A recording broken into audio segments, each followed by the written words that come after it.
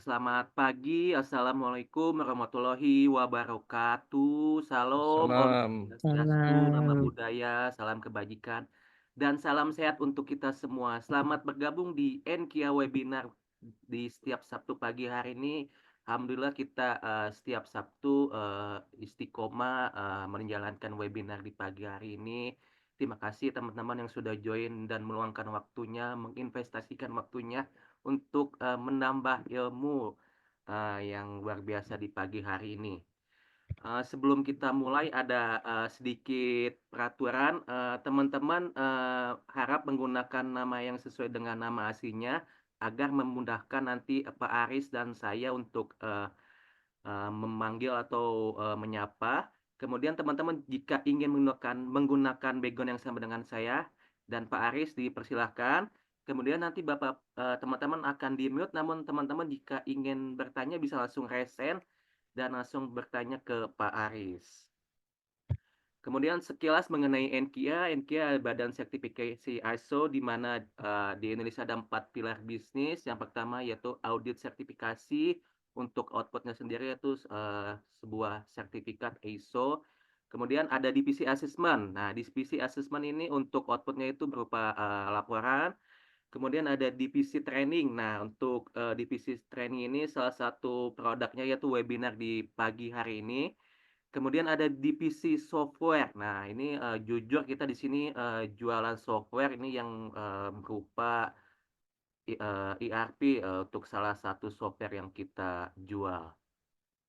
Kemudian kita juga sudah 36 tahun lebih di dunia. Kemudian untuk jumlah karyawan ini kurang lebih ada 1.000 orang. Untuk kita juga sudah beroperasi di 1.000 negara termasuk Indonesia. Alhamdulillah untuk survei kepuasan pelanggan cukup memuaskan.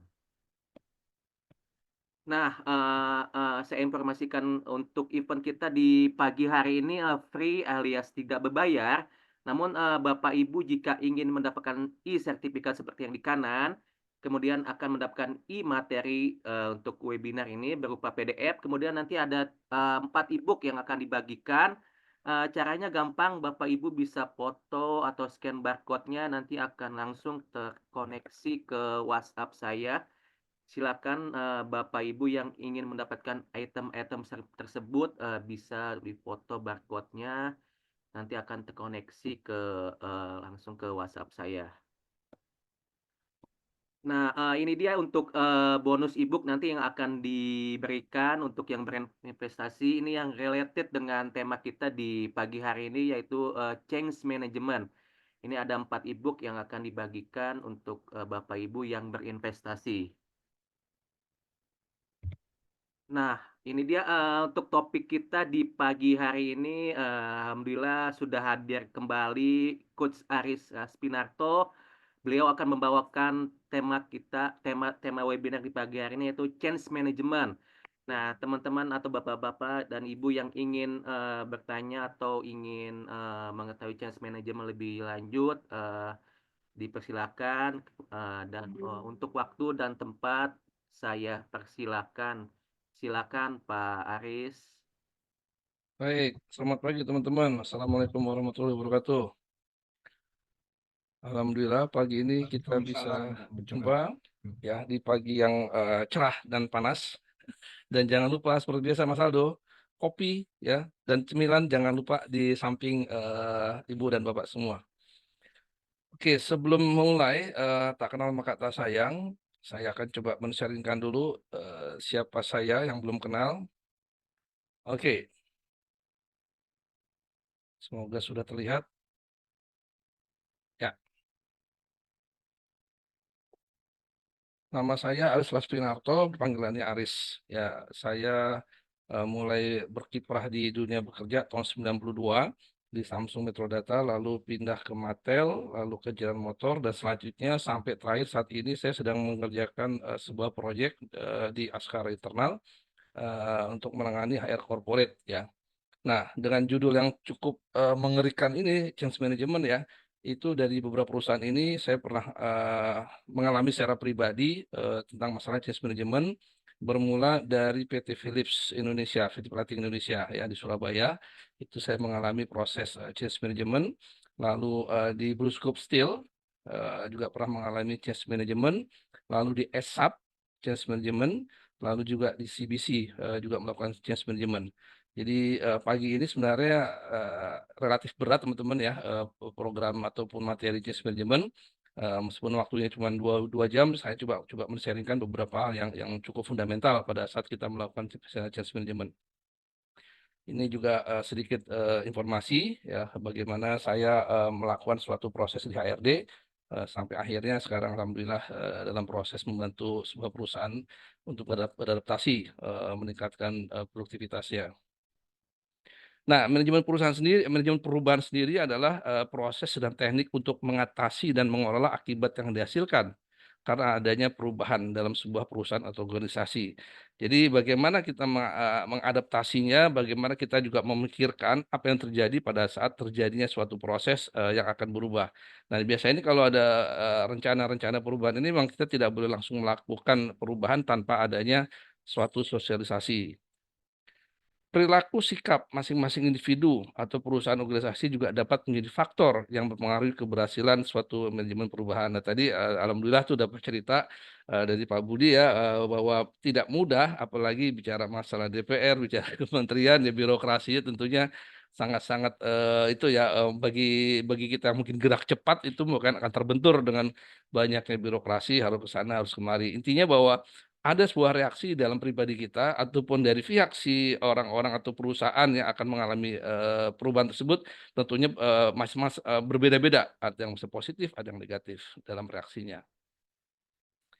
Mengapa perubahan itu terjadi? Ya tentunya sekarang kita kelompokkan, kalau saya dikelompokkan menjadi tiga hal saja ya. Perubahan pasar dan persaingan ya karena tentunya dengan apalagi setelah lewatnya masa COVID ya itu perubahan-perubahan pasar keinginan customer itu meroles banyak shifting ya mau cepet mau mudah pokoknya mau gampang semua dan tentunya kalau persaingan tentunya dengan harga murah ya bisa dibayangkan ya teman-teman mau beli barang kita dengan adanya marketplace kita mau cari yang murah pun ada ya. Tentunya kita berharap dengan harga murah tapi kualitasnya sesuai dengan kualitas kita. Kita juga tidak berharap dengan harga murah kualitasnya kualitas bintang 5 ya. At least paling nggak sesuai dengan kebutuhan kita. Nah, oleh itu dari kita sendiri pun harus menyadari di perusahaan pun pasti akan berkendala pada saat ingin menjual. Membeli pun harus harga berapa, menjual pun harga berapa. Dan tentunya di tahun 2025 besok nih bagi perusahaan mungkin akan lebih berat lagi nih karena ada kenaikan pajak ya dari 11% menjadi 12%. Kemajuan teknologi ya, mengadopsi teknologi baru dan efisien efektif. Nah, ini kan kembali lagi industri 4.4 ini kan lebih kepada teknologi yang katanya ada 5G segala macam rupanya kenyataannya di kita masih belum 5G. Karena pada saat bilang 5G nyatanya masih ada kendala-kendala, masih ada blank spotnya segala macam. Nah, ini kembali lagi bagaimana kita menyikapi dalam konteks kita dalam sebuah perusahaan. Lalu tentunya ada peraturan kebijakan, mematuhi peraturan regulasi dan kebijakan. Nah, ini kembali lagi nih, banyak sekali aturan-aturan yang memang harus disesuaikan. Ya, mungkin teman-teman yang secara kerja di manufacturing, itu kalau kita mengenal AEO, wah itu luar biasa, kebijakan-kebijakan dari BC atau Bea Cukai ya, itu memang harus diikutin sekian banyak ya. Tentu saja ini sudah shifting dari beberapa hal yang memang bukan 1-2 tahun, tapi lebih kepada mungkin pengalaman 5-10 tahun. Bagaimana mudahnya menjadi orang anggota AEO dan selanjutnya. Jadi kembali lagi ada tiga hal kita harus menyikapi perubahan secara umum ya, perubahan pasar, kemajuan teknologi dan peraturan maupun kebijakan. Nah, manajemen di perusahaan, ya kenapa sih yang namanya manajemen itu harus melakukan perubahan ya. Jadi intinya ada perubahan pada sebuah perusahaan organisasi adalah agar perusahaan tetap berjalan atau bertahan, baik untuk jangka pendek, menengah maupun jangka panjang. Bisa dibayangkan teman-teman pada saat COVID terjadi, kalau kita tidak ngambil decision yang tepat segala macam dan nyata-nyatanya kan sekarang berdampak ya ada perusahaan yang tutup, ada yang pilot segala macam ya saat COVID juga mungkin ada gaji manajemen yang dipotong, atau mungkin banyak perusahaan yang mungkin merumahkan dulu karyawannya tanpa dibayar dan banyak sekali segala macam. Jadi intinya bahwa yang namanya perubahan-perubahan itu bisa kalau orang Jawa itu bisa bilang sade sanyet ya, secepatnya kita ngambil keputusan, berani ngambil keputusan, kita agile, kita lincah dalam kita menyikapi sebuah hal dan itu yang tentunya harus diambil resiko oleh manajemen. Nah, tentunya resiko-resiko ini harus disikapin ya. Ada juga namanya manajemen risiko. Kita harus perdalam dari si konteks berbagai hal maupun internal maupun eksternal. Perusahaan dapat beradaptasi dengan perubahan yang terjadi di lingkungan internal maupun eksternal. Nah, tadi sudah saya singgung. Nah, yang namanya sebuah perusahaan ataupun mungkin di rumah tangga juga pasti ada sipok ya. Mungkin pada umumnya orang mengenal IPO saja, ada input, ada proses, ada output. Tapi saya sini menerapkan sipok karena bagaimanapun juga ada supplier di ujung kiri, ada customer di ujung kanan. Ya, kita sebagai yang masih aktif di karyawan di perusahaan baik yang di komersial, baik yang di distributor maupun yang di manufacturing, pasti ini suatu hal yang biasa yang menerapkan sipok dan berdampak kepada internal eksternal. At the end, teman-teman, apapun yang terjadi di dalam perusahaan, kira-kira customernya menuntut bagaimana atau bagaimana kita harus menjaga customernya. Nah, ini kira-kira ini kalau di sebelah kanan ya sebelah kanan tanda panah. Ini kalau saya bicara customernya, kira-kira customer ekspektasinya harus bagaimana? Monggo teman-teman. Jadi ada sipok, ada suatu proses dalam suatu industri, entah itu komersial, distributor maupun manufacturing, ada masalah di internal, ada manajemen perubahan di eksternal, ada perubahan manajemen di eksternal, ya. Nah, kira-kira teman-teman sebagai customer nih, apapun konteksnya, apa yang teman-teman harapkan kalau teman-teman sebagai customer? Monggo, kira bagaimana? Ya, tentu saja harusnya sesuai dengan ekspektasi kita, Pak Haris. Ekspektasi Ataupun seberapa tinggi, Pak? lebih dari atau lebih dari yang kita harapkan. Harapkan. Ya, Ya, tentu jadi saja biasanya kita harus menetapkan SLA tertentu ya, betul, betul. persyaratan requirement kita Ya, terhadap supplier kita, gitu Pak. oke. Kira-kira At the end harus customer harus tetap happy, Pak ya. So bagaimanapun perubahan dampaknya sesulit apapun dalam internal perubahan, secara eksternal perubahan ada regulasi bagaimanapun juga tetap yang nama customer adalah tetap harus happy. Nah, kembali lagi bagaimana nih karyawannya menyikapi ini dengan adanya perubahan-perubahan secara internal eksternal dan bagaimana tetap mempertahankan customer itu loyal, tetap beli barang dari kita, tetap menggunakan jasa dari kita. Nah, ini adalah suatu hal yang kadang-kadang menjadi perang batin ya di beberapa karyawan. Nah, oleh karena itu kita harus juga menyadari dampak-dampak daripada karyawan itu sendiri untuk menyikapi yang namanya change management. Faktor internal, more or less atau mungkin pimpinan juga menjadi pokok yang menjadi faktor utama ya. Apalagi sekarang mohon maaf nih, saya tidak menyinggung sebuah apapun, hanya mencoba mengulas dari yang sekarang lagi ramai dibahas tentang masalah Gen Z ya. Pimpinan yang Gen X, pimpinan yang mungkin baby boomers ya, atau yang udah masuk ke Gen Y sudah menjadi pimpinan, menghadapi Gen Z itu tentunya ada sedikit beda ya, sedikit variasi komunikasi, variasi untuk bagaimana kita mendekatkan antara pimpinan dengan tim itu mungkin agak berbeda pada saat kalau saya dulu punya atasan baby boomers ya, saya masuk ke Gen X pada saat saya juga Gen X, atasan saya juga Gen X, bagaimana kita menyikapi. Tentunya saat itu berbeda ya, belum adanya internet, belum adanya handphone segala macam. Jadi lebih faktor manusia tuh manusia itu sangat-sangat berpengaruh dalam suatu proses di internal. Nah, hari ini mungkin kita mungkin Gen X atau baby boomers ya menggunakan laptop, menggunakan gadget itu mungkin agak sulit atau mungkin gaptek. Tapi dengan orang Gen Z yang tadi Pak Budi katakan tadi bahwa yang penting outputnya berhasil, hasilnya positif. Nah, dengan Gen Z itu mereka lebih berani mengeksplor keahliannya ya. Produk baru, dengan internet produk baru, tadi sudah sedikit saya singgung, dengan adanya teknologi segala macam, beralihlah dari pergerakan manusia menjadi automation ya. Saya sendiri bukan orang HRD awalnya, saya sendiri awalnya berasal dari orang maintenance ya. Bagaimana meng-create sebuah proses, tahun 93 itu saya sudah punya disuruh atasan saya, bagaimana mengurangi orang dalam proses produksi. Ya, tahun 93 itu saya diperkenalkan namanya PLC ya. Jadi proses-proses di Indonesia yang zaman dulu kita bicara menggunakan padat karya, sebenarnya itu ada salah satu syarat bagaimana menginvestasi di Indonesia. Pada saat sudah masuk ke Indonesia, secara perlahan-lahan itu sudah menggantikan orang dengan robot ya. Karena saya sendiri pengalaman disuruh untuk menggantikan beberapa posisi operator menjadi robot. Nah, dengan adanya masif dengan industri 4.0 ini lebih masif sekali. Kalau teman-teman baca atau mungkin mencari informasi di Google, itu ada sebuah pabrik mobil Mercedes ya, bikin mesinnya aja udah nggak pakai orang, mengassembly mesin ini sudah nggak pakai orang. Jadi bagaimana dampak-dampak dari teknologi ini terhadap produk-produk yang akan memang kita akan masa depannya ya, ada AI segala macam. Nah, mesin baru di-upgrade pasti ada perubahan juga. Teknologi apalagi sudah kita tadi bahas, karyawan juga ya. Nah, faktornya tadi juga sudah saya singgung terkait masalah beda generasi ini yang menjadi pokok bahasan khususnya teman-teman yang berkecimpung di dunia HRD. Nah, gaji juga tentunya ya dengan ada perubahan gaji ini tentunya diharapkan metode kerjanya akan lebih meningkat atau mungkin kembali ke rumah juga tadi ada berhubungan dengan manajemennya tadi kalau Bu Vini bilang dapurnya akan berbeda segala macam juga pasti akan berhubungan dengan pada perubahan itu sendiri.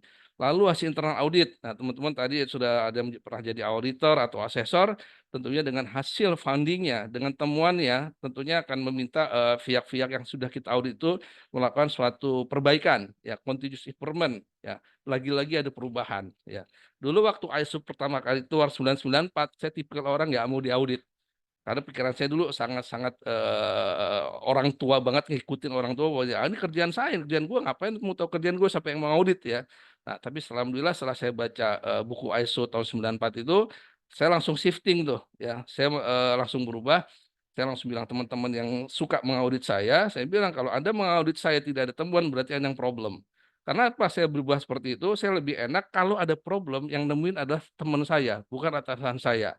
Nah, ini satu contoh konsep bagaimana saya menyikapi pada saat saya tidak suka audit, tidak suka diaudit menjadi saya suka diaudit. Ya, lebih pada positif bagaimana kita menyikapinya dan lain-lain. Nah, faktor eksternal ada regulasi ya. Contohnya tadi sudah kita sebutkan akan ada perubahan teks misalnya secara nasional, lingkungan masyarakat. Nah, ini yang paling serunya nih. Pada saat saya dulu menjadi pengurus RT, saya rapat dengan bapak-bapak di musola. Oke, sepakat ya IPL kita naikkan sebanyak 3.000 perak nih. Karena saat itu kendaraan membutuhkan bensin, harga bensin naik ya. Otomatis kita butuh pendapatan baru buat operasional mobil yang mengangkut sampah. Bahwa bapaknya setuju, nah sampai rumah, rupanya beberapa keluarga ada perang nih di rumah. Lalu di WhatsApp ibu-ibunya pada cerita, "Ini bapak-bapaknya gimana sih kok 3.000 kenaikan di-approve?" Nah, ibu-ibunya nggak setuju ya, meskipun hanya Rp3.000. Nah, ini salah satu faktor-faktor yang bisa mempengaruhi ya bersikap daripada faktor-faktor perubahan itu sendiri. Pelanggan tadi juga sudah saya sebutkan dampak-dampaknya, lalu ada pasar modal juga tentunya ada perubahan ya. Dengan IPO sekarang ini teman-teman bisa melihat meskipun Sritek sudah TBK tetap aja dinyatakan pilot ya oleh pengadilan negeri ya. Jadi kembali lagi faktor-faktor itu banyak sekali yang bisa menyebabkan kita bersikap yang kurang bijaksana, dampak-dampaknya bisa di keluarga, bisa di perusahaan dan selain-lainnya. Alam semesta, ya kembali lagi faktor COVID ya, faktor gempa bumi segala macam itu lagi-lagi menjadi faktor eksternal ya supaya kita bagaimana kita menyikapi dengan cepat apalagi kita sebuah perusahaan ya itu kita harus benar-benar mengambil keputusan dengan cepat dengan tepat agar perusahaan itu bisa bertahan jangka pendek, menengah maupun jangka panjang dan lain-lainnya yang mungkin saya belum sebutkan satu persatu di sini. Nah, sedikit cerita mengenai roadmap bagaimana sih yang namanya perubahan itu terjadi mengimplementasikan PKS. Jadi kalau teman-teman bicara kompetensi ya, saya belajar kompetensi ini kembali lagi bagaimana kita mendevelop orang untuk menjadi succession plan.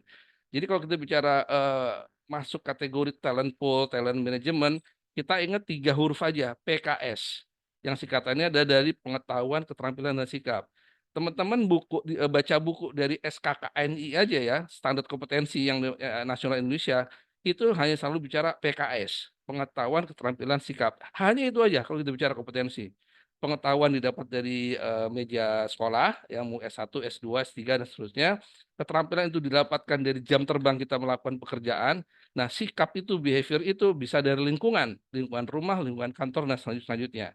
Jadi untuk mengimplementasikan bahwa kita ingin berubah tentunya nggak perlu jauh-jauh, kita lihat dari PKS ini saja ya. Tentunya ditambah dengan proses yang tadi SIPOK itu dan alat dan teknik yang dapat digunakan dan mendukung individu kelompok agar dapat beradaptasi atau berubah transisi dari kondisi keadaan saat ini menuju keadaan masa depan untuk mencapai tujuan dan goal perusahaan. PKS-nya sudah bagus, proses SIPOK-nya sudah bagus, alatnya menunjang, dan teknik yang akan bagus tentunya itu akan kita gunakan. Tapi kembali lagi tidak mudah membalikan telapak tangan. Untuk menggabungkan semua ini ya teman-teman ya, ini tidak mudah membalikan tangan. Nah, today ya, misalnya sekarang teman-teman merasa Ike Nurjana ya. Kenapa saya menggunakan kata Ike Nurjana? Karena ada lagu Ike Nurjana yang ngetop saat itu. Kira-kira apa teman-teman? Ada yang tahu nggak? Lagu Ike Ada apa? tuh Apa tuh? terlena. Nah, terlena. Benar sekali. Thank you, Pak Darman. Jadi saya menggunakan istilah terlena itu pada saat Ikke Nurjanah lantun lagu terlena. Nah, akhirnya comfort zone itu saya konotasikan dengan terlena. Karena kalau orang sudah terlena, ya, sudahlah kita bekerja seperti ini saja. Ya, akibatnya apa? Ya, akibatnya tadi pada saat ketemu dengan change jadi orang marah, orang kesel, ya segala macam. Mungkin kalau dia orang yang nggak mau berubah, tentunya akan mengalami suatu hal nanti saya akan terangkan di slide berikutnya ya. Nah, dengan adanya terlena, dengan adanya change management, mau nggak mau kan kita dipush ya, kita dipaksa buat berubah ya. Ditombolnya dipencet nih sama manajemen. Kita harus berubah. Untuk apa? Tadi sebelum-sebelumnya ini slide ini hanya mencoba mensummary-kan beberapa slide sebelumnya. Jadi kita menghindari supaya kita tidak comfort zone, kita berubah. Untuk apa? Menghadapi future. Ya, future itu selalu akan bergerak dengan adanya perubahan sekarang tidak terbendung, dengan AI tidak terbendung, itu akan selalu berubah, bisa tiap hari, bisa tiap saat, ya, itu macam-macam sekali akibatnya. Nah, tapi teman-teman ingat, kita akan kembali lagi terlena dengan new comfort zone, jadi terlena hal yang baru, ya. Jadi terlena masa lalu, kita berubah. Nah, kita ngadepin future dengan sekarang kita bisa terlena lagi. Nah, kalau terjadi seperti ini, siklusnya akan begini lagi. Balik lagi. Yang future akan menjadi two way. Ya, kita terlena lagi, kita berubah lagi. Jadi selalu seperti itu, baik di rumah, di perusahaan ya. Saya pribadi mengalami seperti itu ya. Ya tadi dikatakan ada pensiun. Benar Pak, saya tahun 2022 itu saya memutuskan untuk pensiun dini ya setelah pas Covid mencoba pensiun dini dan mencoba berusaha secara mandiri. Cuman rupanya Pak, saya ada satu hal yang saya kurang siapkan. Rupanya pada saat kita kerja di kantor sebagai HRD, kita sudah tahu, kita sudah mengantisipasi dengan kerangka proses di perusahaan, dengan aturan peraturan yang ada, peraturan PKB yang sudah ada, kita bisa punya pagar-pagar yang memang kita oke. Untuk karyawan nakal, untuk bos yang begini, itu koridornya sudah jelas. Ada aturannya di PP atau PKB. Nah, pada saat saya nyemplung ke real world, jujur saya sempat shock. Ya, apa yang saya alami tidak terduga sama sekali. Jadi singkat cerita, eh, saya akhirnya punya bukan kesimpulan tapi punya pandangan nyari orang baik itu gampang, ya. Nyari orang baik itu mudah, ya. Nyari orang jujur itu sulit. Nah, nyari orang baik dan jujur, ya, sulit pakai banget. Nah, akibatnya sudah saya sempat shock melihat dunia seperti ini, ya sudah, saya harus berubah. Apa yang saya sikapin? Udah, saya jalankan apa adanya dulu, ya, termasuk tadi Ibu Vini bilang, termasuk dapur kita harus menyesuaikan segala macam, dan itu memang dalam situasi habis COVID itu tentunya akan sulit ya, bagaimana kita mendapatkan rekanan kerja, tertipu berapa kali segala macam ya, itu menjadi konsekuensi ya. Jadi artinya bahwa change itu memang dalam situasi apapun kita harus siap berubah menghadapi apa yang ada di depan mata kita, baik yang sengaja maupun tidak sengaja. Jadi kembali lagi saat ini saya sudah sedikit mengetahui dan saya tidak boleh terlena lagi. Jadi di kepala saya sekarang harus mencoba mencari informasi sebanyak mungkin karena apa? Sudah masuk kategori yang di luaran, bukan terkungkung dalam satu konteks adanya birokrasi, ada PP atau PKB. Jadi kondisi di luar tuh rupanya lebih dinamis yang mungkin tidak terbayangkan sebelumnya bagi saya. Oke, intinya adalah bagaimana kita bersikap. Nah, paling mudah pada saat kita ingin berubah itu apa kira-kira teman-teman? Mungkin pernah mendengar ada 3 huruf. Yang paling mudah dulu deh. Ada yang pernah dengar nggak 3 huruf ini? Silakan. Kalau ada yang pernah dengar bisa di-sharingkan. Ya. ATM, Mbak. ATM, betul sekali. Ya. Ini paling mudah nih. Amati, tiru, modif. Nah, itu aja deh. Gak usah pusing-pusing ya. Jadi kembali lagi pada saat saya mengalami dilema, saya amatin teman-teman atau tangga yang sudah nyemplung dulu, saya amati.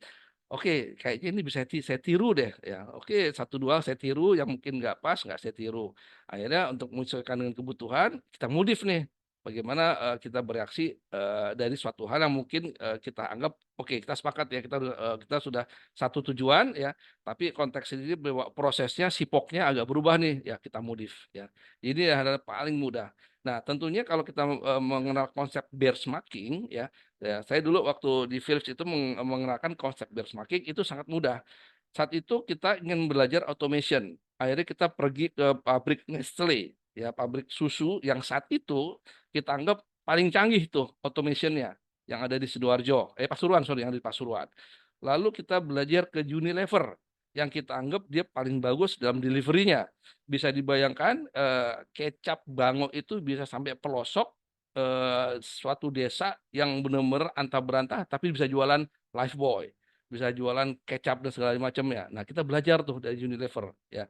Bagaimana kita menjual lampu Philips sampai ujung desa yang ada listriknya dan terjadi lampu Philips. Dan pernah saya buktikan pada saat saya mau naik Gunung Semeru, saya lupa nama desanya apa, paling di ujung, saya mampir sebentar sambil beli makanan, saya tanya, ada lampu Philips nggak? Oh ada, ya. Nah, jadi kembali lagi itulah hasil daripada kita amati, tiru dan kita modif. Ya, jadi untuk paling mudahnya kita nggak usah malu-malu, kita belajar dari sebuah perusahaan atau belajar dari teman, rekanan yang memang bisa kita amati, kita tiru dan kita modif proses-prosesnya.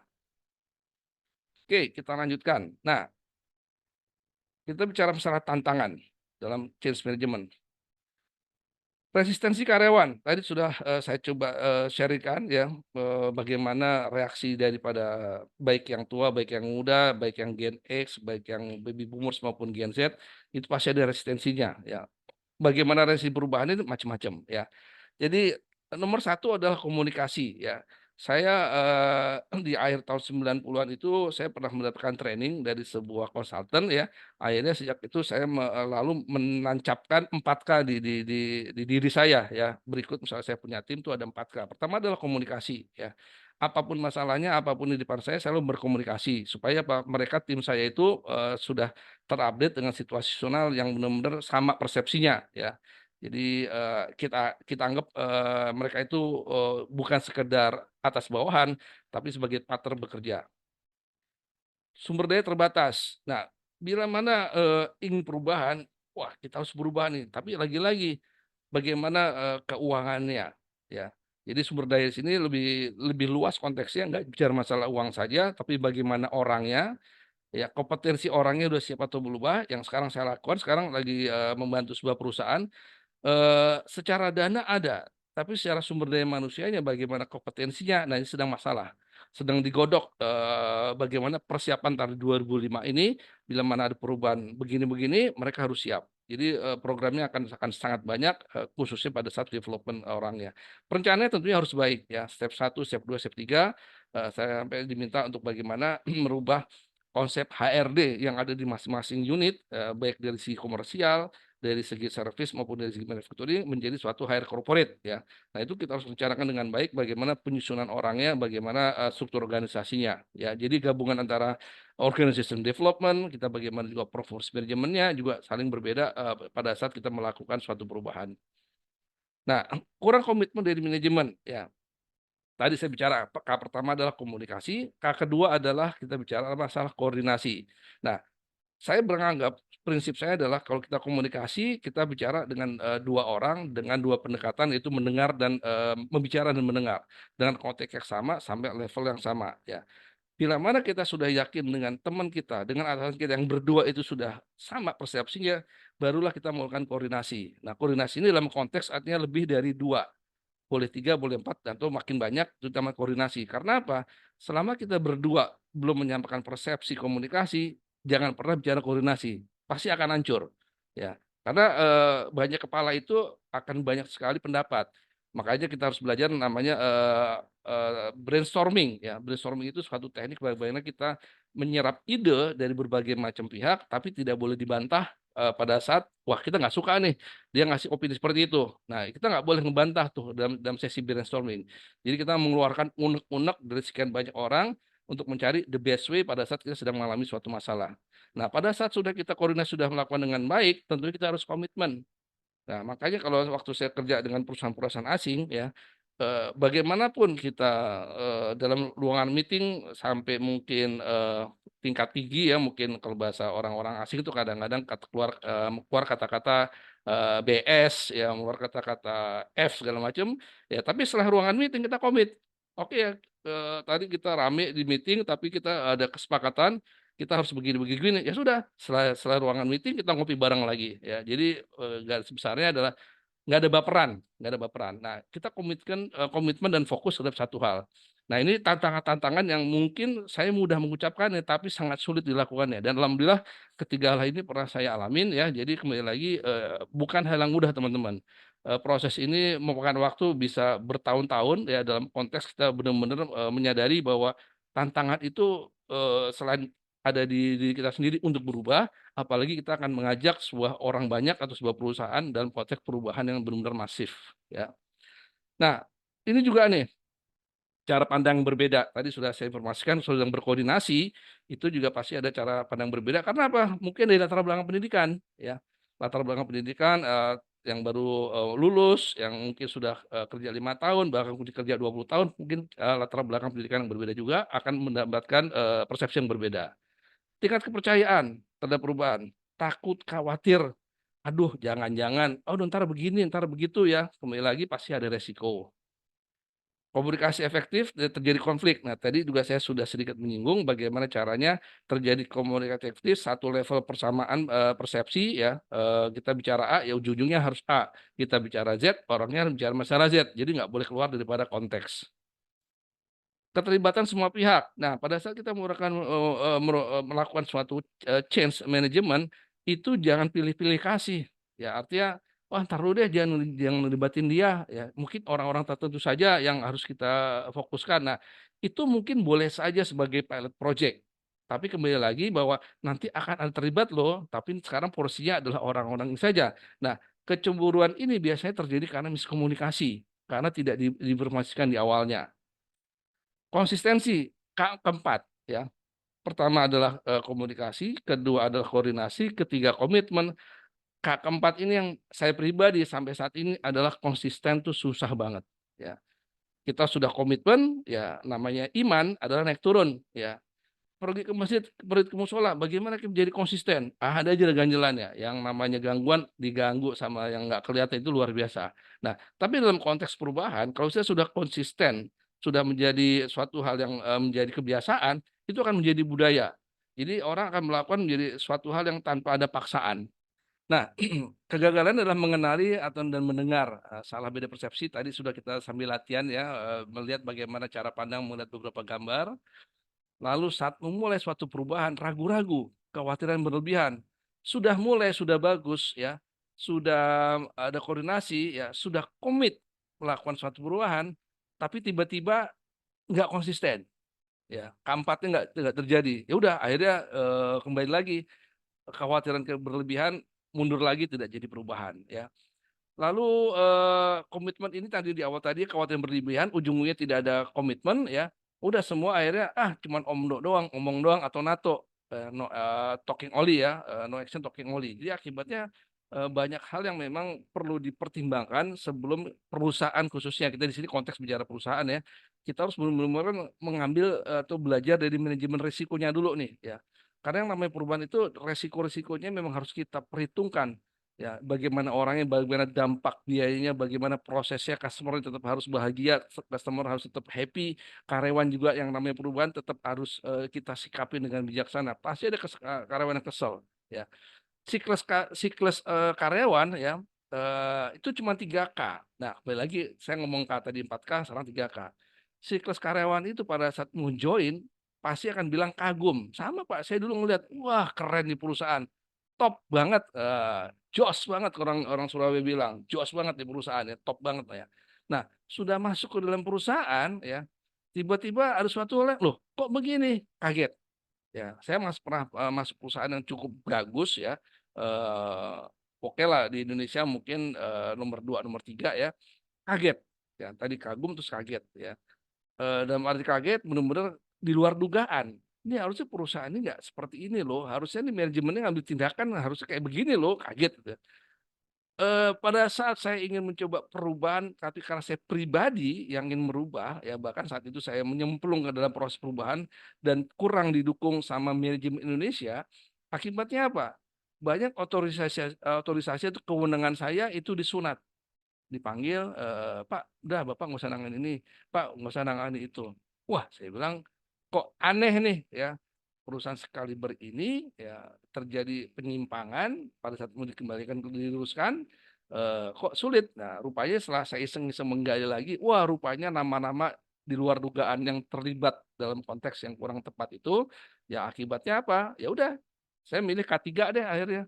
Ya, akhirnya saya keluar ya atau kabur. Ya, jadi pertama adalah kagum sama di perusahaan itu, kedua kaget, ketiga kabur. Ya, itu konteks normal seorang karyawan bila mana melihat suatu hal yang apa namanya yang kurang berkenan apalagi yang berubah tapi nggak bisa. Nah, kecuali misalnya ada perubahan didukung oleh manajemen itu lain cerita. Nah, tapi kembali lagi konteks-konteks manajemen risikonya itu yang harus kita pertimbangkan kalau kita dalam posisi yang sudah di C level ya. Nah, ini teman-teman, ini adalah satu hal poin utama dalam materi ini ya. Reaksi pada perubahan saya singkat menjadi MMBMM. Pertama adalah menolak. Ya, siapa sih dari teman-teman yang bilang perubahan tapi tidak menolak? Pasti menolak ya. Banyak hal yang saya tidak langsung dalam kehidupan rumah tangga, perubahan sosialisasi atau mungkin di perusahaan. Aduh, berubah lagi, menolak. Tol naik, saya pribadi, aduh, kok tol naik lagi, BBM naik, gimana sih kok BBM naik? Awalnya kayak mau menolak ya, selalu beralasan, kita ini Indonesia negara kaya minyak, kenapa sih harus BBM naik? Ya, uangnya kemana? Itu salah satu reaksi penolakan sebenarnya ya. Saya pribadi seperti itu pada saat mendengar BBM naik ya. Tol naik, kita bayar pajak setiap tahun segala macam. Kenapa mesti naik lagi? Sementara ada beberapa negara semakin lama tolnya semakin gratis ya. Nah, itu bagian daripada reaksi penolakan. Marah ya.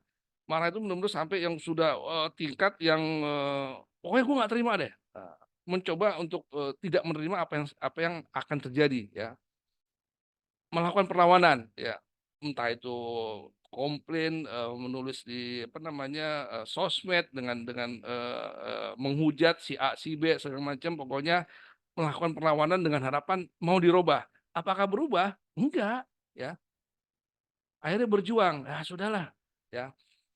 Tol naik mau bilang apa ya, bensin naik mau bilang apa, sekarang beli pertalite harus pakai yang tetap menggunakan pertalite, menggunakan barcode, ya sudah mau bilang apa lagi ya, akhirnya berjuang untuk bisa menerima perubahan ya, terpaksa akhirnya melakukan itu ya secara manusiawi. Kalau nggak kita lakuin ya, kita tidak ikutin ya, kita akan nggak bisa ngapa-ngapain ya, terbelenggu ke kungkung di sana sini. Akhirnya menerima ya, orang Jawa bilang senang terima aja lah, mau bilang apa lagi kondisi seperti ini ya. Lalu kita lakukan, akhirnya kita bisa nih ya, tadi Bu Fin mengatakan adaptasi dengan dapur segala macam. Kita orang pensiun sudah kita oke, sekarang kita sudah tidak punya pendapatan bulanan ya. Bagaimana caranya kita juga menghitung pengeluaran, bisa akhirnya kita menjadi biasa. Akhirnya sudah tuh yang tadinya menolak marah, sudah udahlah, tak jalanin aja, orang Jawa seperti itu ya, kita jalan biasa. Nah, akhirnya mempertahankan, ini cocok nih kayaknya dengan pola hidup seperti ini ya. Contohnya dulu waktu saya masih bekerja yang rutinitas ya, itu sering tuh kita masak ya, istri saya masak sendiri ya tuh, kumpul dengan keluarga, mungkin kita bikin waktu jalan-jalan bersama-sama ya, makan di luar ya. Tapi sejak itu masa itu sudah lewat, ya sudah akhirnya kita lihat kayaknya ada nih yang jual matangan yang sekali beli buat makan 2 kali nih dalam sehari dan harganya lebih murah. Ya alhamdulillah akhirnya apa? Gas di rumah jadi awet ya, tidak sering beli gas ya, kita bisa mencoba mengatur expand bagaimana kita menyikapi dengan beli dari yang sudah matang saja ya, akhirnya menjadi kebiasaan tuh, kebiasaan yang tidak tersadari ya, menjadi biasa. Nah, akhirnya menjadi budaya. Nah, maka itu makanya saya singkat jadi MMBMM. Ya, kembali lagi teman-teman, ini bukan suatu hal yang mudah. Ya, ini bukan suatu hal yang sanyet. Ini semua butuh waktu, butuh secara pribadi itu kita muhasabahnya itu ya, kita betul harus harus menyikapi secara positif ya. Selama ada unsur negatifnya, tentunya akan bereaksi akan negatif ya. Saya sendiri merasakan itu. Bila mana ada perubahan saya reaksi negatif, tentunya marah saya akan lebih dominan dibanding saya akan untuk menerima. Tapi dengan nyatanya, oke, kondisi seperti ini, tentunya kita harus bersikap dengan positif juga. Nah, ada beberapa cara di dunia itu banyak banget ya, namanya Koters ya. Koters ini ada 8 step, nah, keren banget lah pokoknya. Cuman bagi orang Indonesia, aduh ini bahasa Inggris kok susah banget ya diartikan ya. Ada lagi yang lebih simple, ada CARS ya, ini singkatan ya. Singkatan dari ability, desire, knowledge, ability, reinforcement. Lagi-lagi dari dunia luar. Sah-sah saja ya, dari manapun. Ada lagi yang lebih simpel lagi, curse. Dia cuma 3. Ya, unfreeze, change, lalu di freeze. Ya. Nah, kalau teman-teman melihat konteks 3 hal yang berbeda ini, sebenarnya kita sudah melakukan suatu hal kebiasaan dan mungkin teman-teman lebih lebih sering mendengar kata-kata PDCA, plan, do, check, action. Ya, mu 8 ke, mu 5 ke, ya tadi di sini ada 8 ya, di sini ada 5 ya, di atas ada 5, di sini ada 3. Kalau kita perhatikan, ini ujung-ujungnya adalah PDCA, ya, plan, do, check, action ya. Nah, saya kembali lagi, saya mencoba memberikan ala Indonesia ya, tapi sebelum melakukan ada perubahan, ada satu hal atau beberapa hal yang perlu kita sikapin dulu teman-teman ya, sebelum melakukan change management. Paling tidak kita melakukan dulu yang namanya komunikasi lintas generasi ya. Jadi yang saya lakukan sekarang ini pada sebuah perusahaan ya, ini saya melakukan dulu nih memberikan pemahaman komunikasi kepada leader up. Jadi leader, asmen, manager, saya terangkan dulu makna komunikasi ya. Kita tadi sudah membahas dengan gaya komunikasi kita menghadapi berbagai macam gen, itu berarti kita harus menyadari bahwa gaya komunikasi saya tidak bisa saya pakai dengan menghadapi gen X atau gen Z. Contohnya gini teman-teman, setiap hari tadi Pak Odi mengatakan ada briefing ya. Nah, di perusahaan ini rupanya budaya briefingnya bukan di pagi hari, tapi di sore hari sebelum pulang. Nah, kenapa sebelum pulang itu mencoba menceritakan kesulitan, problemnya apa? Nah, kalau yang sudah terjadi, sudah selesai, tidak perlu sharingkan, tapi adalah problem yang diseringkan. Ya itu sah saja karena sudah budaya menjadi. Nah, tapi pada saat itu saya ngeliat, loh kok ini tim yang HRD ini eh, kok seumuran anak saya. Nah, saya akhirnya menyikapin sebagai anak. Beberapa dari mereka itu benar-benar seumuran anak saya, akhirnya saya sikapin sebagai anak saya. Mereka berkata A, saya sikapin kalau anak saya ngomong begini, saya sebagaimana nih reaksinya. Ya, akhirnya alhamdulillah tuh dalam waktu tidak sampai 1 bulan itu hubungan kita sudah baik. Bahkan kadang-kadang di sore hari pas kita briefing, ada yang beli gorengan, saya bilang, ngapain kita berdiri? Kan di Islam nggak boleh makan berdiri. Ayo kita sambil duduk. Ya udah, akhirnya kita ngeriung di lantai sambil duduk, sambil makan, sambil cerita apa problem masalah hari ini selama 15 menit ya. Nah, itu kan bagaimana kita berkomunikasi lintas generasi buat menyamakan atmosfer dan supaya apa ya enak berbicara. Saya sebagai orang akan membimbing mereka dan mereka juga menceritakan kesulitannya, mendapatkan feedback yang menurut mereka bagus ya. Kedua adalah bagaimana kita kalau saya di sana memberikan pelatihan kepemimpinan ya. Lagi-lagi gaya kepemimpinan ini juga akan memberikan suatu feedback ya. Macam-macam. Teman-teman silakan googling ya. Mungkin ada 20-30-an gaya kepemimpinan. Ada gaya kepemimpinan sniper, ada kepemimpinan otoriter, ada birokrasi, ada transaksional, ya, ada edukatif, ya, ada motivatif, banyak sekali. Nah, saya juga memberikan pelatihan namanya situational leadership. Jadi kita sebagai orang-orang yang sudah punya jam terbang sebagai leader, kita harus bisa beradaptasi, ya. Nah, adaptasi kita tuh kadang-kadang perang diri dalam diri sendiri. Karena apa? Change, ya, merubah bagaimana gaya bersikap kita. Karena apa? Anak buah kita itu orangnya tipenya berbagai macam.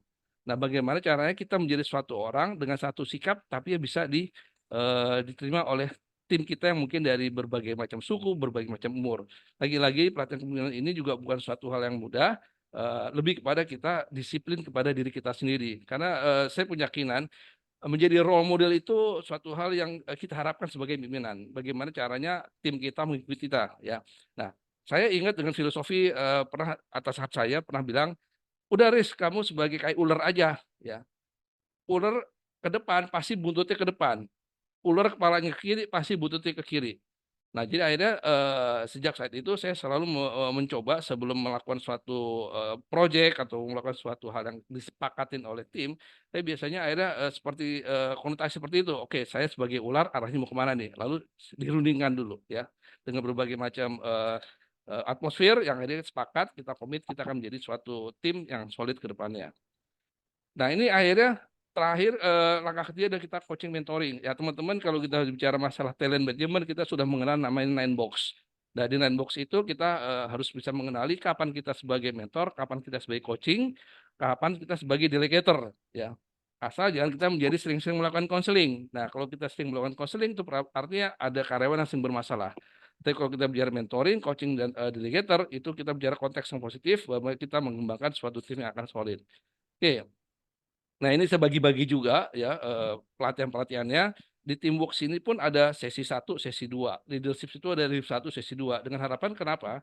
Dalam satu sesi training itu ada jeda sebulan. Apalah artinya sebuah training bila mana sudah dapat teorinya tapi tidak dipraktikkan ke dalam kesehariannya. Jadi program ini sebenarnya change management ini program yang cukup panjang di mana terkait dengan beberapa training-training sebelumnya. Nah, dalam melaksanakan itu keindonesiaan saya itu kadang-kadang timbul, nasionalisme timbul. Oke lah, orang negeri boleh buat banyak hal segala macam. Saya simpel aja, saya pakai 5, tapi yang gampang dimudah dimengerti dengan konteks adalah PDCA juga. Pertama kita harus menyiapkan goal. Lalu kembali lagi komunikasi. Keluar lagi kata-kata komunikasi. Lalu bagaimana kita merencanakan. Keempatnya kita bicara masalah pelaksanaan evaluasi. Yang terakhir adalah kita bicara masalah standarisasi. Ya, kita harus tahu nih visi misi kenapa kita harus berubah. Ya, lalu hasil analisa permasalahannya apa? Ya, persamaan persepsi lagi. Tadi kita sudah latihan dengan lihat gambarnya, siapa yang terlibat. Lalu kita rencanakan siapa melakukan apa, bagaimana, kapan dimulainya. Kita laksanakan hasilnya bagaimana. Ada continuous improvement. Terakhir adalah kita rumuskan, kita sepakati dan kita audit. Ya, mungkin teman-teman yang sudah paham ISO, standarisasi adalah bagian daripada ISO. Ya, kita lanjutkan. Nah, ini bagian daripada bagaimana kita mencoba mengkomunikasikan suatu masalah. Nah, banyak teori ya kita belajar masalah apa namanya problem solving analysis ya. Ada menggunakan Ishikawa, ada yang menggunakan 5Y ya. Ada lagi juga menggunakan 8D dimension report ya, itu banyak sekali. Tinggal kegunaannya saja tergantung dari perusahaan. Manufacturing mungkin lebih suka dengan menggunakan fishbone diagram ya. Mungkin di bagian komersial lebih suka menggunakan 5Y ya. Mungkin ada bagian laboratorium lebih suka menggunakan 8 dimension report. Tergantung daripada perusahaan, tergantung daripada apa namanya keinginan daripada siapa tim ini menggunakan teori bagaimana menyelesaikan masalah. Itu bebas-bebas saja ya. Nah, akhirnya kita analisa, kita kumpulkan ya. Seperti biasa ya, ada kategorinya apa, di sini mungkin kategori misalnya ada produksi, HRD, supply chain segala macam. Kita tahu ada itemnya apa, ya lalu kita sebut PIC-nya kenapa terjadi. Selanjutnya mungkin teman sudah terbiasa dengan membuat laporan. Nah, sekarang siapa saja yang terlibat? Setelah kita sudah tahu ya permasalahannya, tentunya kalau bicara masalah change management itu akan seluruh karyawan akan terlibat. Itu pasti ya karena kita bicara secara the whole organization. Nah, bagaimana supaya terjadi? Tentunya harus ada manajemen support. Karena yang dilihat adalah ulernya dulu, kepalanya dulu nih, ya. Bagaimana manajemen itu bersikap ya untuk menghadapi suatu perubahan. Tentunya top down, ibarat kayak ular tadi, ya. Kepalanya lurus, bawahnya juga akan lurus. Kepalanya belok, bawahnya juga akan belok. Jadi lebih kepada top down direction. Tapi tentu saja yang namanya manajemen itu perlu dibantu, ya. Kita sebut namanya change agent, ya. Nah, change agent ini akan lebih mudah membantu manajemen buat meneruskan atau kepanjangan tangan program-program visi misi yang akan dilakukan oleh manajemen itu sendiri. Ya, bisa orang yang ditunjuk, ya, manajer dan leader ada suatu kewajiban menjadi change agent. Kenapa? Karena manajer dan leader itu pasti punya anak buah, pasti nggak mungkin nggak. Maka oleh karena itu yang berprofesi sekarang masih kerja minimal leader itu harus berani menjadi change agent perubahan dalam suatu konteks yang positif dalam suatu perusahaan ya. Nah, kalau appointment ini biasanya orang-orang tertentu yang memang punya kelebihan dari segi skill segala macam untuk membantu sebagai change agent. Oke, berikutnya peran change agent sendiri ya sebagai pemimpin perubahan memberikan motivasi, inspirasi, aktif ya. Ya tentu tadi sudah disinggung mengenai komunikasi ya. Ada permasalahan bagaimana kita selalu melihat dari sisi positifnya, memberikan inspirasi, crack your head. Nah ini juga istilah dari pimpinan saya terdahulu, crack your head itu memberi suatu pemikiran out of the box. Jadi crack your head itu, oh ya, peras otak Anda, jangan sampai berhenti, cari inspirasi, cari inovasi ya. Komunikator yang baik ya, bagaimana kita menyampaikan apa permasalahannya satu bahasa ya lagi-lagi berhasilnya sebuah tujuan itu bagaimana kita mengkomunikasikan kepada halayak supaya satu tujuan, satu pemahaman. Memberdaya tim ini yang agak sulit tapi pasti bisa ya mendukung melakukan pengembangan problem solver. Nah ini tadi sudah saya ilustrasikan bagaimana kalau terjadi problem solving ya kita bisa menggunakan berbagai teknik ya kita juga memperdayakan bahwa siapa yang terlibat siapa yang akan melakukan suatu perubahan. Jadi kembali lagi konteks change management ini akan masuk ke dalam poin ketiga. Continuous improvement suatu yang baik ya tentunya harus digali terus untuk menjadi suatu perubahan yang positif ke depannya ya. PDCA ya. Mungkin teman-teman yang pernah mendengar kata-kata gugus kendali mutu yang pernah menjadi suatu viral zaman dulu di Astra itu menjadi suatu hal yang bagus ya. Nah, sekarang di ISO 9001 2015 2015 atau 2018 saya lupa itu adalah satu klausul yang diminta continuous improvement. Jadi semua sektor sekarang di ISO yang terbaru ini selalu diminta bagaimana pelaksanaan continuous improvement di sebuah perusahaan. Itu menjadi salah satu pokok audit yang akan diaudit oleh si auditor itu sendiri. Nah, programnya itu bisa macam-macam, bisa melalui policy atau regulasi, tadi sudah di awal sudah disinggung, lalu bisa jadi gathering karyawan akhir tahun atau awal bulan ataupun tadi hanya sekedar hanya duduk sore-sore atau meeting pagi-pagi, briefing pagi-pagi ya kita menginformasikan apa yang diharapkan perusahaan dalam konteks kita perubahan secara positif. Lalu juga sudah tadi saya singgung mengenai ada coaching, ada mentoring, lalu juga melalui training, misalnya ada perubahan-perubahan mesin, perubahan flow proses segala macam kita perkenalkan juga dengan training. Lalu ada role model. Nah, role model ini tidak mudah, teman-teman ya. Jadi role model ini adalah suatu gaya pemimpinan yang bisa benar-benar dia bisa mencontohkan adaptasi banget dengan suatu kondisi yang memang berubah-ubah ya. Mungkin ada kata lain yang namanya essential leadership ya. Nah, untuk menjadi essential leadership atau role model ini tidak harus menjadi seorang CEO, tidak harus menjadi orang nama direktur. Yang namanya role model ini bisa menjadi operator ya. Role model operator si A. Kenapa? Oh, dia bagus sebagai operator karena begini-begini dengan alasan begini-begini, sepak terjangnya begini, KPI-nya begini segala macam. Ya, itu bisa menjadi role model seorang operator. Role model seorang manajer bisa saja ada orang manajer mungkin baru kerja 2 tahun, tapi kita lihat PKS-nya, pengetahuan keterampilan skillnya itu sudah mumpuni menjadi seorang yang bisa jadi panutan. Jadi role model ini tidak harus menjadi seorang direktur dulu, tapi lebih kepada konteks per level jabatannya sesuai dengan jabatan apa yang dilakukan. Sosmed banyak sekali kita bisa menggunakan sosmed ya, ada LinkedIn, ada segala macam buat memperankan program change management tergantung daripada perusahaan menggunakan metode-metodenya.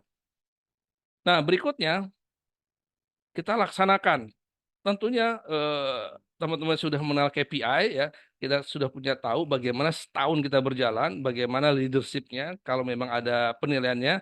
Kalau teman-teman belajar masalah terkait masalah EFQM, European Foundation for Quality Management, atau Malcolm Baldrige, atau yang lainnya segala macam, itu akan belajar mengenai bagaimana kita memberanikan diri menilai ya leadership di perusahaan kita bagaimana, human capital di perusahaan kita bagaimana, ya produksi kita bagaimana, ada namanya proses survey tools, bicara masalah finance, bicara masalah maintenance, itu juga bisa kita kategorikan bagaimana kita menilai sebuah departemen.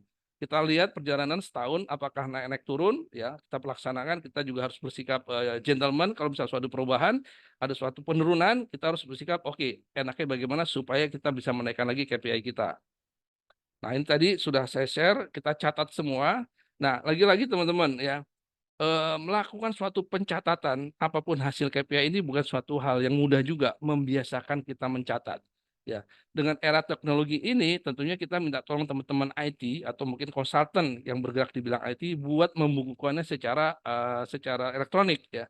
Tempat yang sekarang saya sedang bantu juga saya sarankan kepada BOD-nya, oke, berdayakan orang-orang yang pintar dalam dunia IT, buatlah software, buatlah program. Ya, sehingga pada saat ada suatu perekaman jejak apapun hasilnya dari masing-masing departemen atau orang, itu semua sudah terstruktur dalam suatu sistem ya. Jadi tidak menggunakan kertas lagi, tapi kita harus tahu dulu apa yang kita isikan dalam laporannya. Nah, kita lihat nih tingkat prioritinya ya. Tingkat prioritinya pada saat kita menentukan, kita harus tahu dulu yang mana duluan nih. Ya, belum tentu manufacturing itu kita prioritas produksi dulu, belum tentu ya. Mungkin ada hal yang lain yang kita harus kita pertimbangkan. Dalam sisi dunia komersial, salesnya dulu mungkin harus kita tekan, belum tentu juga. Kita lihat dari proses penilaian tersebut ya. Ini kalau teman-teman nanti ketemu dengan mungkin bisa menghubungi, saya lupa, sebuah konsultan Conferry. Conferry itu kalau nggak salah dia punya salah satu software ya, saya lupa nama softwarenya apa, untuk bagaimana kita mendeteksi untuk improvement. Ya, di FQM saya lupa nama konsultannya, Indonesia juga ada ya. Bagaimana kita mereka akan membantu kita untuk mengacak, untuk menilai organisasi kita ini dalam kondisi seperti apa dan kita harus bagaimana. Jadi banyak sekali di Indonesia sekarang yang sudah membantu secara itu ya, secara pakai proses worldwide. Dan saya katakan mereka sudah punya sistem ya, cuman ya ujung-ujungnya kembali masalah harga ya, sebagaimana kemampuan kita untuk bisa mengadop. Nah, tempat yang sekarang saya sedang develop, alhamdulillah ada tim internal yang bisa mendevelop software itu sendiri. Tentunya semua harus didokumentasi teman-teman ya. Ini salah satu contoh Excel-nya seperti ini yang pernah saya lakukan. Sebenarnya simpel, bukan suatu hal yang rumit ya. Di sini ada itemnya, ada root cause-nya, ada action plan-nya bagaimana, ada PIC bagaimana, ada due date-nya, ya. Lalu di sini tinggal pilih, di sini ada segera pending ataupun kita pilih ya untuk masalah statusnya ya. Nih. Lalu juga di sini statusnya apakah selesai atau belum selesai, lalu kita record ya. Nah, di sini kan ada periode tahun berapa, ada kategori dari departemen segala macam ya. Ini juga lagi-lagi tinggal daripada kebutuhan perusahaan masing-masing. Ini hanya sebagai contoh saja apa yang pernah saya lakukan. Dulu saya membuat laporan ini pada saat kerja di sebuah perusahaan asing. Setiap 6 bulan sekali, saya harus memberikan laporan ke corporate di negeri seberang sana, di mana action plan-nya itu mungkin sampai sekitar 90 action plan dari 9 kategori. Ya, ada leadership, ada dari SOP, ada dari partnership, ada proses, dan selanjutnya ada 9 kategori yang harus dilaporkan selama 6 bulan berjalan, dan itu dibukukan dalam konteks halaman kurang lebih hampir 100 halaman. Dulu saat itu belum terlalu canggih sistem ya, baru ada internet ya. Jadi sistem-sistem masih baru mula sekali. Jadi sehingga perusahaan saat itu masih menggunakan konsep manual ya, sebagai contoh aja.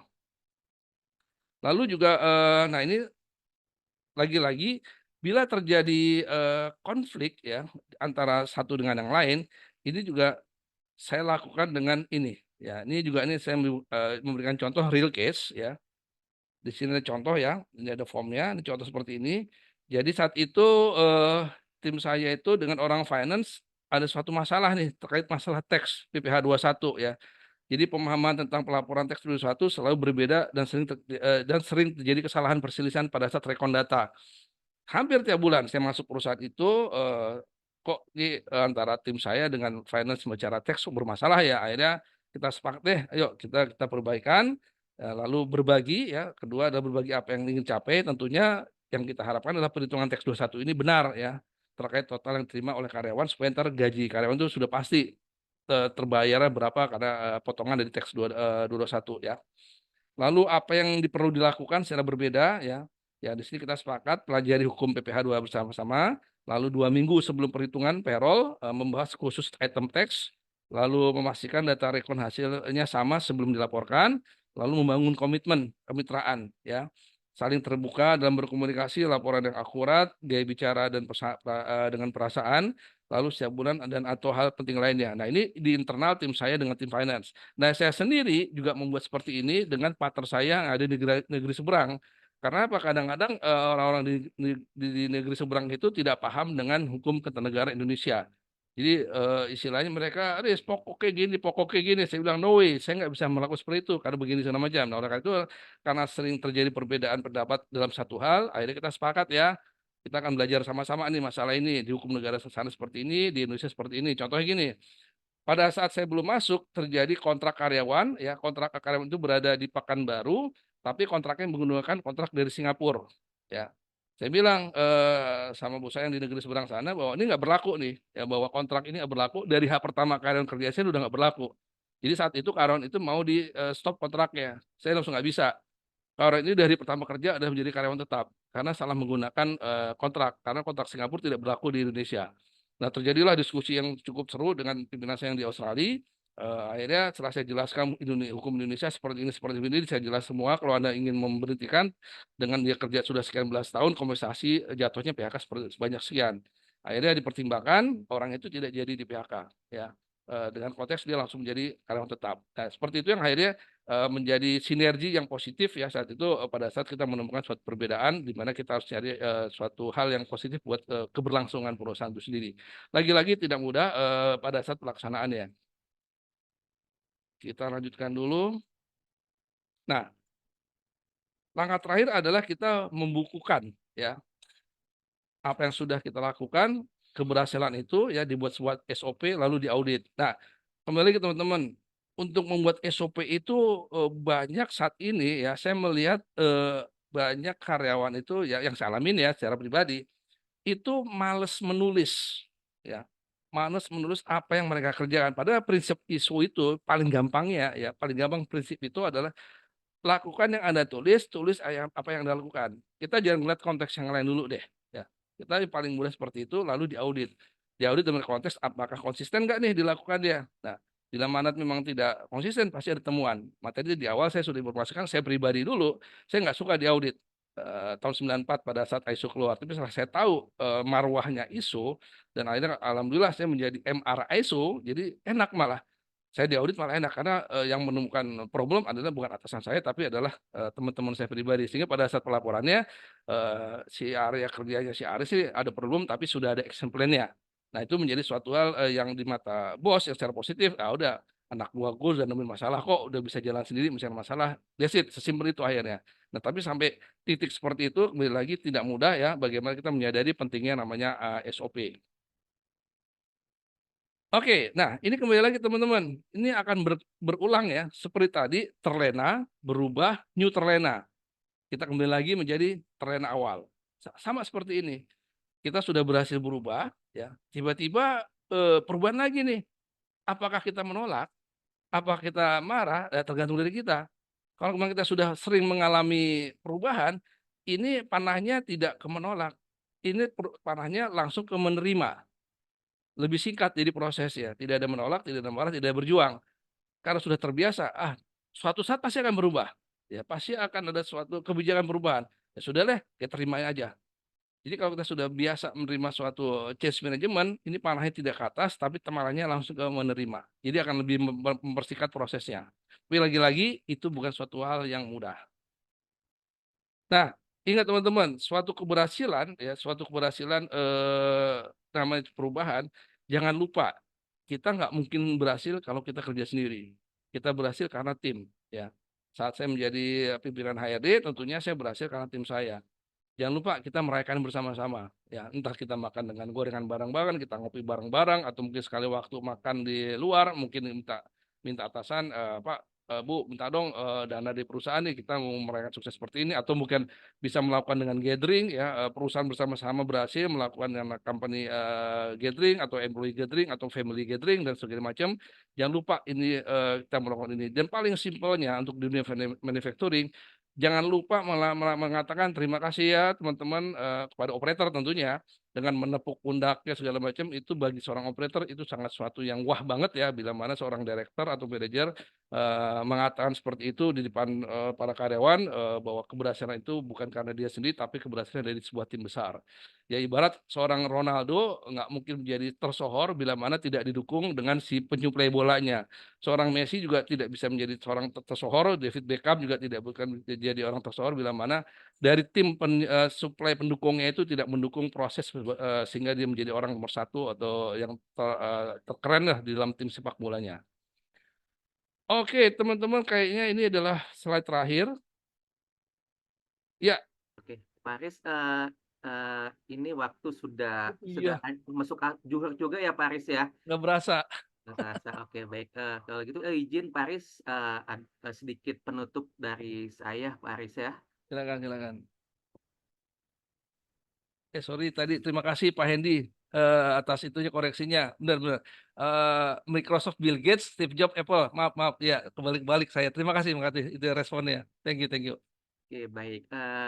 Terima kasih teman-teman yang masih setia dari pagi sampai setengah 12 lewat eh, kali ini. Sekali lagi saya informasikan untuk event kita hari ini free alias tidak berbayar. Namun jika teman-teman ingin mendapatkan materi yang tadi isinya daging semua, kemudian mendapatkan e-sertifikat, kemudian ada e-book, ada 4 e-book nanti yang dibagikan. Caranya gampang, teman-teman cukup foto barcode-nya, nanti akan langsung terkoneksi ke nomor WhatsApp saya. Silakan teman-teman yang ingin mendapatkan item-item tersebut bisa foto barcode-nya, nanti akan langsung terkoneksi ke nomor WhatsApp saya. Silakan dipoto barcode-nya. Oke. Nah, ini dia untuk e-book-nya. Ada 4 e-book nanti yang akan dibagikan. Ini e-book-nya yang related dengan tema kita di hari ini, yaitu change management. Nah, Bapak Ibu, tak ada gading yang tak retak. Kami butuh inputan, masukan dari Bapak Ibu untuk kami lebih baik dari waktu ke waktu. Jika berkenan, Bapak Ibu foto barcode-nya, berikan masukan kepada kami agar kami lebih baik dari waktu ke waktu. Silakan di foto barcode-nya, beri inputan kepada kami. Oke, kemudian Bapak Ibu jika ingin berkoneksi dengan akun sosial media NK Indonesia, bisa dipoto barcode-nya, nanti akan terkoneksi ke beberapa sosial media NK Indonesia. Selain informasi-informasi webinar dan pelatihan, ada informasi terkait ISO juga. Silakan Bapak Ibu bisa foto barcode-nya untuk mendapatkan dan terkoneksi dengan sosial media NK Indonesia. Oke, baik. Terima kasih Bapak Ibu untuk kehadirannya. Saya tutup acara di pagi sampai siang hari ini. Salam sehat selalu untuk Bapak Ibu semua. Saya ucapkan selamat siang. Assalamualaikum warahmatullahi wabarakatuh. Waalaikumsalam, teman-teman. Terima Wabarakatuh. kasih. Terima kasih Pak Aris. Waalaikumsalam. Mohon maaf Banyak semuanya ilmunya. bila ada kurang berkenan. Rodi, Sampai Pak jumpa. Budi, Terima Insyaallah. kasih Pak Aris, terima Mas kasih, Santo. terima kasih. Selamat Terima kasih Pak siang. Aris. Ya, Terima Mas Santo, kasih, izin les terima ya. kasih. Terima kasih semuanya.